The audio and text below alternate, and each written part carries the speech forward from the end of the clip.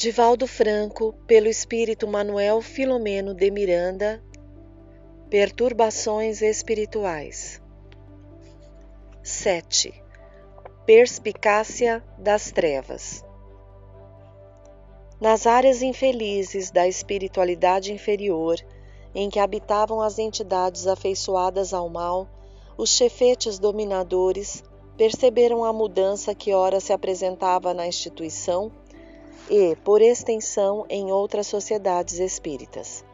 Era o despertar, um renascimento sob o comando superior dos emissários de Jesus, a fim de alterar-lhes as ocorrências lamentáveis que se vinham desdobrando generalizadamente. Aquele período fazia recordar os dias turbulentos em que Santa Teresa de Ávila, saindo do convento da Encarnação, sob a inspiração do Mestre, programou a grande reforma que seriam as Carmelitas Descalças, libertando os monastérios da frivolidade e da hediondez que neles predominavam. As religiosas, muitas das quais procedentes de famílias ricas, nobres e distintas, mantinham um comportamento profano, vulgar, sem a mudança interior exigível para o serviço de Jesus. Eram preservados os vícios da sociedade sob disfarces de honradez. No entanto, no parlatório, a maledicência e a vida comum faziam parte da existência monacal, na qual servidoras humildes trabalhavam para as damas ricas, que se permitiam condutas reprocháveis, e nada lhes era proibido, em razão das doações feitas pelas suas famílias, inclusive as suas heranças pessoais. Santa Teresa, enferma por mais de 20 anos, considerada morta muitas vezes, logo retornando à sanidade física e mental, recebia do seu Senhor as instruções para a manutenção da honorabilidade e dedicação ao bem, à humildade, ao serviço de amor, à igualdade fraternal, resolvendo-se por segui-lo com alta fidelidade, substituindo a manutenção da aparência hipócrita e indigna que era permitida pela Igreja em terrível decadência moral. Havia mais preocupação em acumular haveres e em dominação mundana do que em austeridade moral e retorno ao Evangelho em toda a sua pulcritude. Desconsiderada, quase suspeita de heresia, ameaçada pela Inquisição, jamais temeu, escrevendo tudo quanto lhe ocorria, o que a transformou no futuro em pioneira da alta literatura espanhola. De igual maneira, as sociedades espíritas, com as exceções compreensíveis,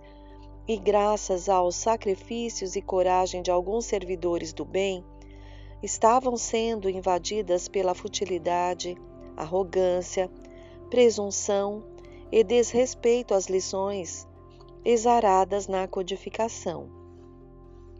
considerada em superação pelo momento presente,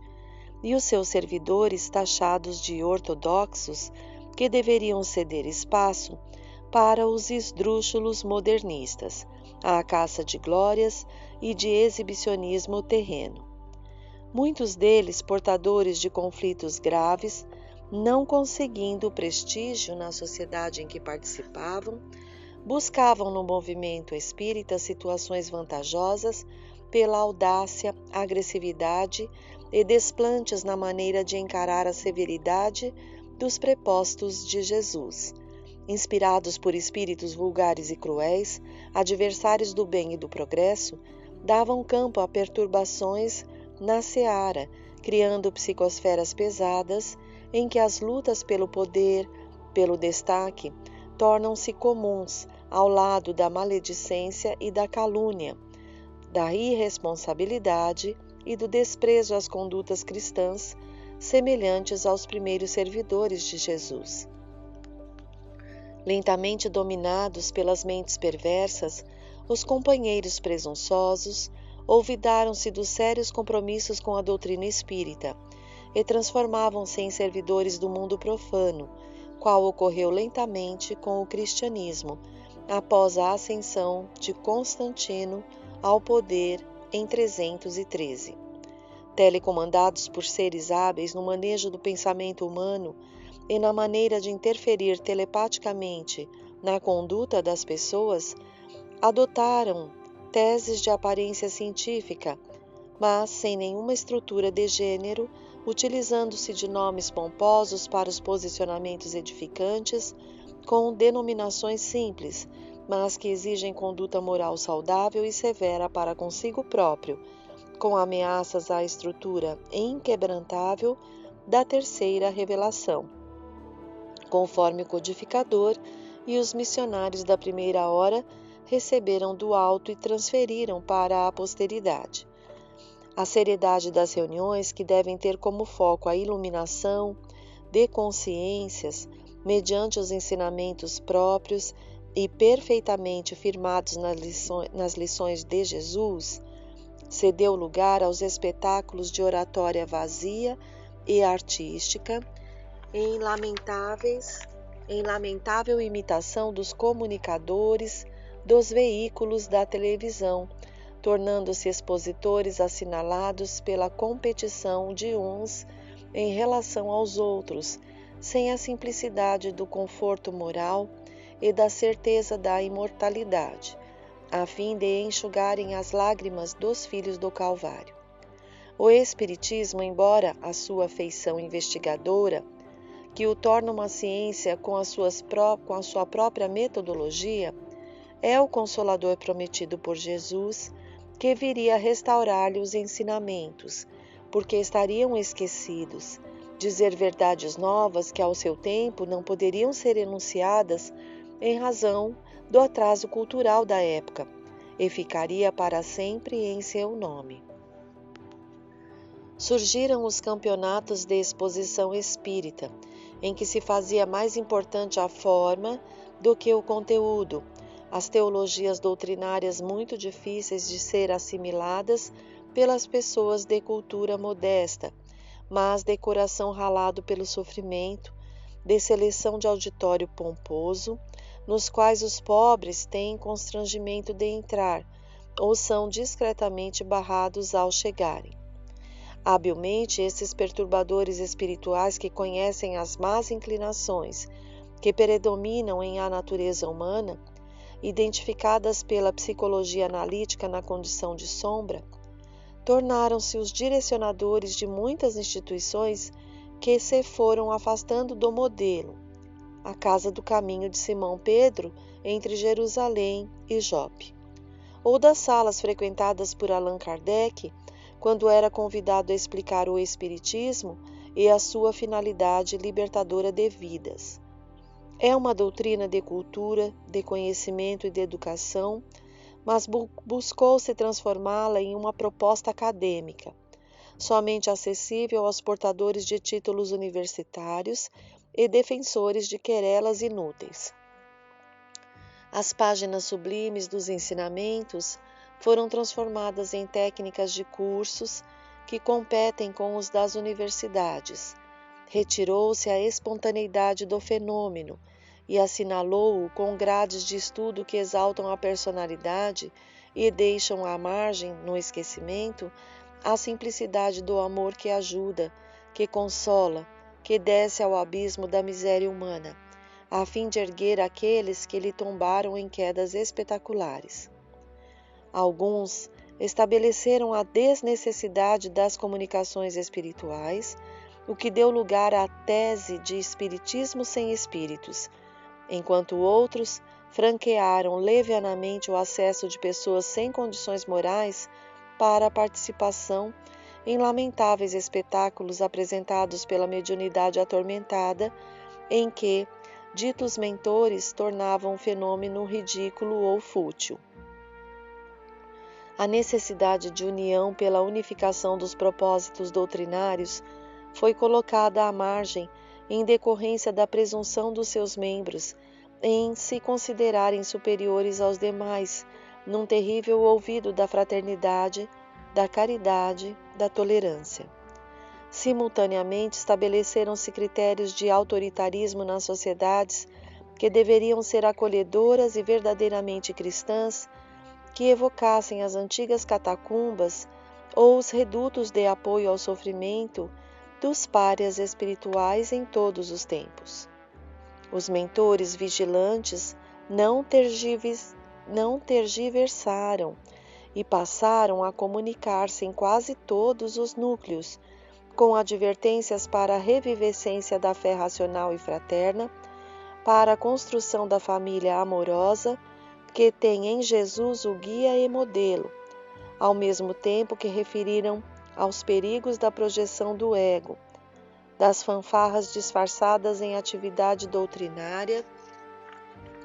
das festas para a angariação de fundos, para a manutenção das obras, ao serem adotados métodos infelizes da sociedade decadente que deveriam ser reformulados. Espetáculos de má qualidade passaram a constituir meios de conseguir-se dinheiro para manter-se as obras sociais, com o ouvido da qualidade moral doutrinária, com libações alcoólicas, bailes e comportamentos de nível inferior, livros de conteúdos lamentáveis, mas ditos como psicografados, com nomes venerandos que não correspondem à realidade, mas doados para auxiliar o trabalho do bem. Foram esquecidos os princípios essenciais que preconizam sem o dinheiro importante para o auxílio aos sofredores, sem lembrar-se que Jesus não tinha uma pedra para repousar a cabeça e que Allan Kardec e os missionários do bem dispunham apenas do necessário para a existência honorável. A futilidade foi ampliada e a palavra médium passou a aureolar pessoas portadoras de conhecimento, porém sem histórico, da faculdade, que se tornaram de um para outro momento famosas com as suas contribuições ditas oportunas, porém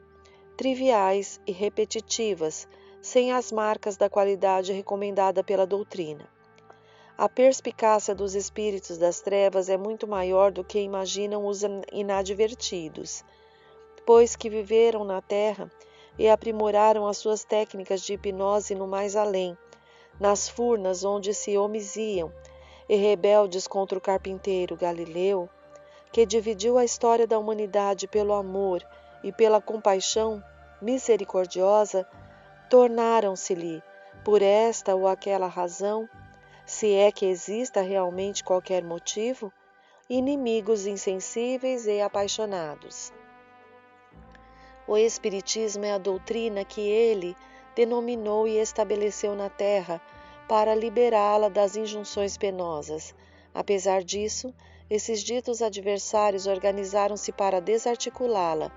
não mais de fora para dentro, através dos antigos inimigos sociais e econômicos, religiosos e preconceituosos, mas de uma maneira sutil e cruel, de dentro para fora, das suas comunidades que se desestruturaram mediante as brigas internas, as disputas vergonhosas, as acusações recíprocas, os orgulhos feridos. Ó irmãos da terra, que tendes feito do manancial sublime, da fé libertadora que Jesus vos oferece, como archote iluminativo para a travessia do vale de sombras, no rumo da perene madrugada rica de imortalidade?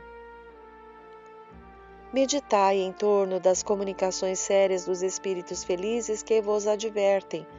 mas sobretudo daqueles que são sofredores, porque fracassaram na vilegiatura carnal e retornam de alma dilacerada em busca do consolo que negaram ao próximo, falando-vos do que a todos aguarda após a dissolução da matéria, quando não se comporta conforme os padrões morais do Evangelho. Tende ânimo e estais atentos para as vossas responsabilidades, pois conheceis a vida além do corpo, e por mais se prolongue a viagem orgânica, Momentos surgem em que se dilui e o retorno ao grande lar é inevitável. Sereis convidados a prestardes contas de como aplicastes o tempo e o conhecimento, de como agistes em relação ao vosso próximo, em consequência a vós mesmos e à vossa consciência, na qual está escrita a lei de Deus,